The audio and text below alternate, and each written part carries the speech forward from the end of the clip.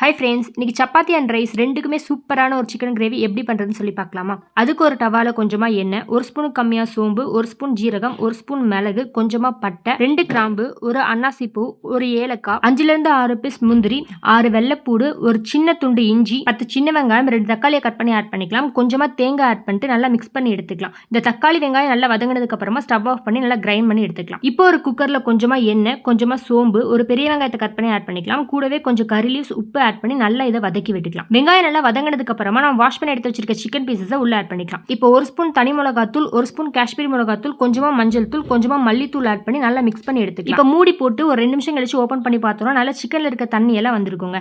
இப்போ நம்ம ரெடி பண்ணி எடுத்து வச்சிருக்க ஃப்ரெஷ் மசாலாவை ஆட் பண்ணிக்கலாம். இப்போ குழம்புக்கு தேவையான அளவுக்கு தண்ணியை ஆட் பண்ணி நல்லா மிக்ஸ் பண்ணி எடுத்துக்கலாம். இப்போ குக்கர் லிட் போட்டு மூடி ஒரு 3 விசில் வச்சு எடுத்துக்கலாம். ப்ரெஷர்லாம் நல்லா ரிலீஸ் ஆனதுக்கு அப்புறமா ஓபன் பண்ணி பார்த்தோம்னா சிக்கன் சூப்பரா வெந்து வந்திருக்குங்க. நல்ல எண்ணெய் பிரிஞ்சு வந்திருக்கும். இந்த ஸ்டேஜ்ல கொஞ்சமா கொத்தமல்லி இலையை தூவி நம்ம சர்வ் பண்ணலாம். மதிய லஞ்சுக்கு ரெடி பண்ணோம்னா கண்டிப்பா நைட் டின்னருக்கும் இதே வச்சுக்கலாம். நீங்களும் ட்ரை பண்ணி பாருங்க. Bye friends.